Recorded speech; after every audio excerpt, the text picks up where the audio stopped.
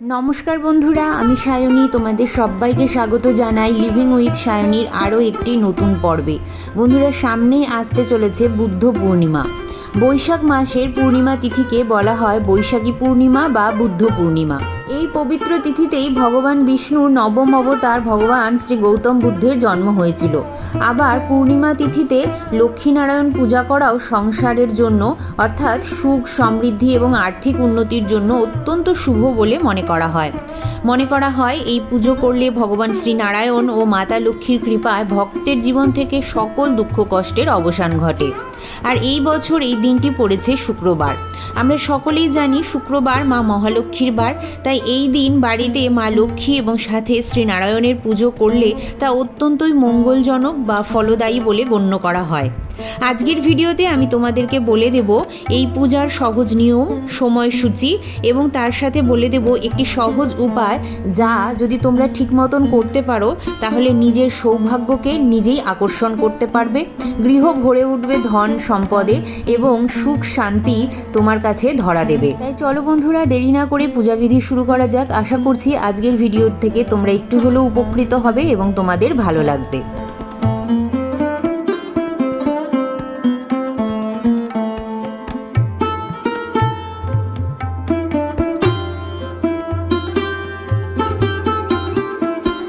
এইবার পূর্ণিমা তিথি আগের দিন থেকেই লেগে যাওয়ায় সকাল সকাল স্নান সেরে শুদ্ধ বস্ত্রে ঠাকুর মন্দিরে চলে এসেছি। হাতে নিচ্ছি গঙ্গা জল, বলছি তদ্বিষ্ণু পরমং পদম সদা পশ্যন্তি সুরয় দিবিব চক্ষুরাতম ওম বিষ্ণু ওম বিষ্ণু ওম বিষ্ণু। এরপর হাতটিকে আবারও একবার গঙ্গা জল দিয়ে ধুয়ে নিচ্ছি এবং বিষ্ণু স্মরণ করে নিচ্ছি। বলছি অপবিত্র পবিত্র বা সর্বাবস্থাঙ্গত পিবা যৎস্বরেত পুণ্ডরীকাক্ষ সবাহ্য অভ্যন্তর সূচি নমসূচি নমসূচি নমসূচি।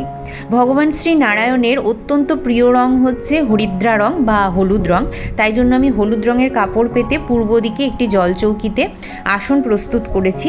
তোমরা চাইলে এটা তোমাদের ঠাকুর মন্দিরেও করতে পারো।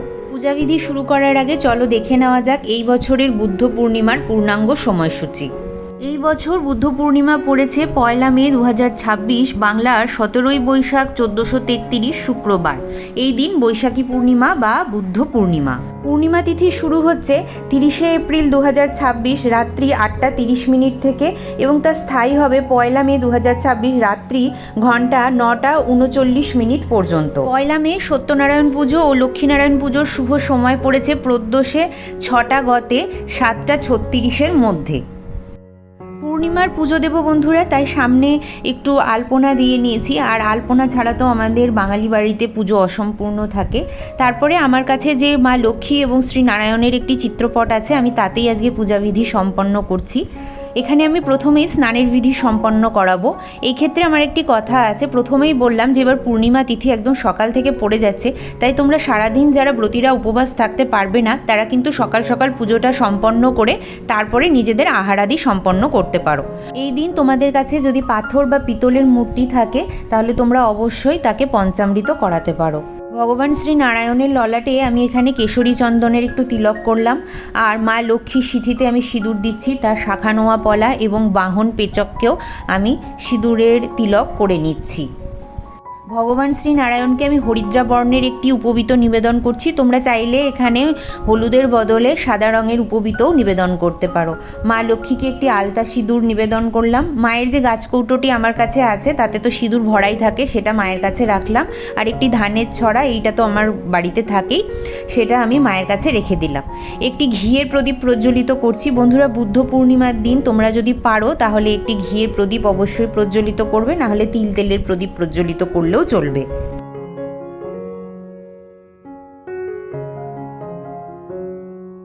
ঘট পেতে এই পূজাবিধি আমি সম্পন্ন করব, তাই একটু গঙ্গা মাটি পেতে নিচ্ছি। গঙ্গা মাটির ওপর একটু সিঁদুরের ফোঁটা দিয়ে নিচ্ছি, আর তার উপরে রাখছি 3টি দূর্বা, তোমরা 5টা দূর্বাও রাখতে পারো।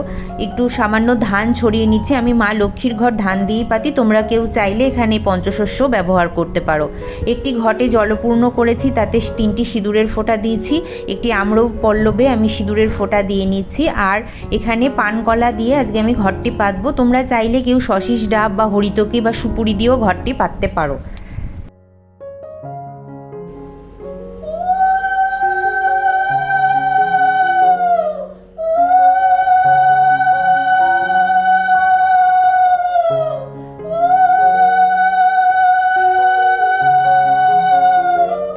ঘটের উপর আচ্ছাদন হিসাবে আমি একটি গামছার ব্যবহার করছি। তোমরা এখানে চাইলে চেলিও দিতে পারো। ভগবান শ্রী সিদ্ধিবিনায়কের নামে আমি একটি উপবীত দিলাম এবং একটি ফুলের মালা ঘটের মধ্যে পরিয়ে দিলাম। মায়ের শাখা নোয়া পলাতেও আমি সিঁদুর ছুঁয়ে মায়ের পায়ের কাছে রাখলাম। আর কিছু মঙ্গল দ্রব্য আমি মায়ের নামে নিবেদন করছি, যেমন একটি তাম্বুলের উপর একটি 1 টাকার কয়েন, একটি হলুদ, এটা কাঁচা হলুদ, তোমরা হলুদের গাঁটও নিতে পারো, একটি সুপুরি, একটি লক্ষ্মীকড়ি এবং একটি হরিতকি মায়ের নামে আমি এখানে নিবেদন করলাম। এগুলো পুজো হয়ে যাওয়ার পর তুমি লাল কাপড়ে মুড়ে তোমার যে টাকা রাখার জায়গা সেখানে তুমি রাখতে পারো। এইবার বলি উপবাসের নিয়ম। বন্ধুরা, তোমরা যতক্ষণ পুজো দেবে না ততক্ষণ তোমরা কেউ চাইলে নির্জলা উপবাস থাকতে পারো, আর যদি নির্জলা উপবাস না থাকতে পারো সেই ক্ষেত্রে একটু লিকার চা, ফলের রস বা তোমরা শরবত খেতে পারো। পুজো দেওয়ার পরে তোমরা সবই খেতে পারো, যেমন লুচি, পরোটা, ডালিয়া, ওটস, এগুলো খেতে পারো। তবে আমি অন্নটা খেতে নিষেধ করব, অর্থাৎ ভাত, চিড়ে, মুড়ি এগুলো খেতে আমি নিষেধ করব। তবে তোমরা ডাল, তরকারি, সাবু এই সমস্ত কিছু খেতে পারো। যেহেতু পূর্ণিমার পুজো, সাধারণত আমরা পূর্ণিমাতে অন্নটা গ্রহণ করি না, তাই অন্ন বাদে তুমি যে কোনো খাবার গ্রহণ করতে পারো। যারা সন্ধেবেলায় পুজো করবে তারা সন্ধে অবধি উপবাস রাখবে, আর যারা সকালবেলায় ঠাকুরকে পুজো দিয়ে নিচ্ছ তারা তো পুজো দেওয়ার পরে সমস্ত কিছু খাবারই গ্রহণ করতে পারবে। এখানে আমি ভগবান শ্রী নারায়ণের জন্য হলুদ ফুল নিয়েছি, মা লক্ষ্মীর জন্য একটি জলপদ্ম নিয়েছি যেটা গোলাপি বর্ণের। তোমরা চাইলে ভগবান শ্রী নারায়ণের জন্য একটি সাদা বর্ণের পদ্মও নিতে পারো যদি বাজারে পেয়ে যাও। আমি আজকে পাইনি, তো মোটামুটি আমি ফুলের থালাটা এইভাবে সাজিয়ে নিলাম। আর লাল চন্দন আর শ্বেতচন্দন দুটোই আমাদের লাগবে। শ্বেতচন্দন ভগবান শ্রী নারায়ণের জন্য এবং লাল চন্দন মাতা লক্ষ্মীর জন্য। দুটি তুলসী পাতা শ্বেতচন্দন সহযোগে আমি ভগবান শ্রী নারায়ণের পায়ে নিবেদন করছি। শ্বেতচন্দন সহযোগে একটি হলুদ রঙের মালা আমি ভগবানের গলায় পরিয়ে দিচ্ছি। তোমরাও একবার দেখে নাও কি অপূর্ব লাগছে তাদের যুগলকে দেখতে।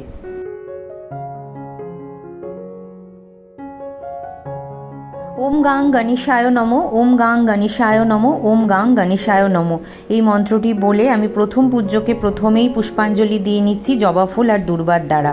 এরপর বলে নিচ্ছি ওম শ্রী শ্রী পঞ্চদেব দেবীভ্যো নমঃ, এই মন্ত্রটি বলে আমি পঞ্চদেব দেবীর নামেও পুষ্প নিবেদন করে দিচ্ছি। নমস্তে সর্বদেবনাং বরদাসী হরিপ্রিয়ে জাগতিস্তং প্রপন্নানং সা মে ভুয়াত্ম দর্জবাত, এই মন্ত্রটি বলে আমি মা লক্ষ্মীর পায়ে 3 বার পুষ্প নিবেদন করব। ফুল আর তুলসীপত্র হাতে নিয়ে বলছি ওম নমো নারায়ণ নমো। বন্ধুরা, এই দিন হলুদ ফুল, হলুদ ফল এবং হলুদ মিষ্টি অবশ্যই ভগবান শ্রী নারায়ণকে নিবেদন করার চেষ্টা করবে।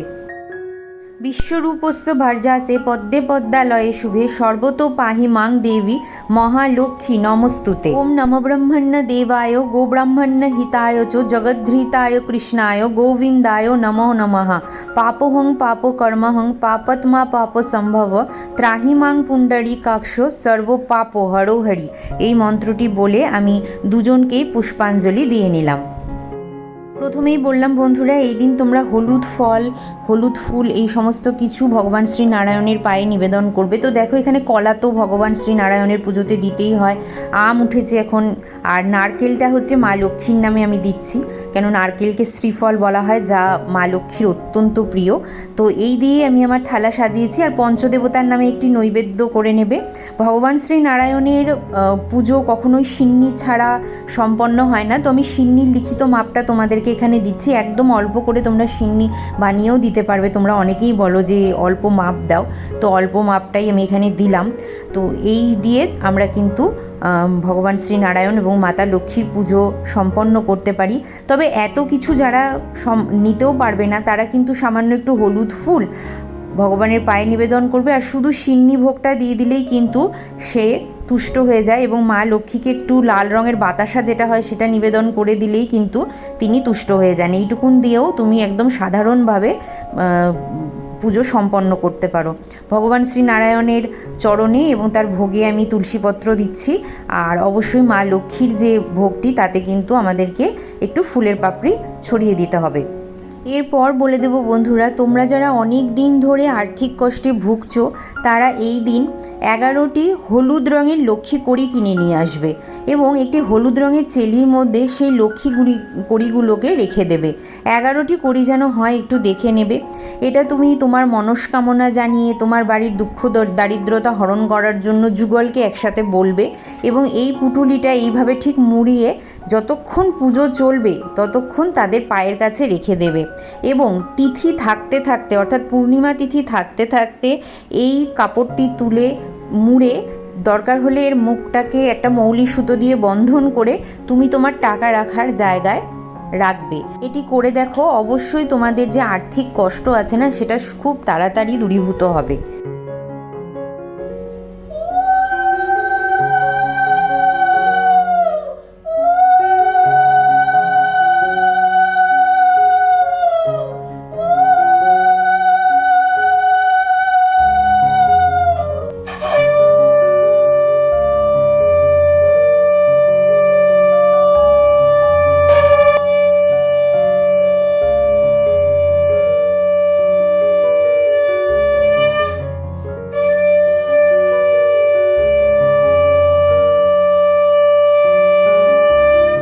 বন্ধুরা, যারা লক্ষ্মীনারায়ণ একসাথে পুজো করছো তারা যেহেতু এই দিনটায় শুক্রবার পড়েছে কখনোই কিন্তু ঘণ্টার ধ্বনি করবে না।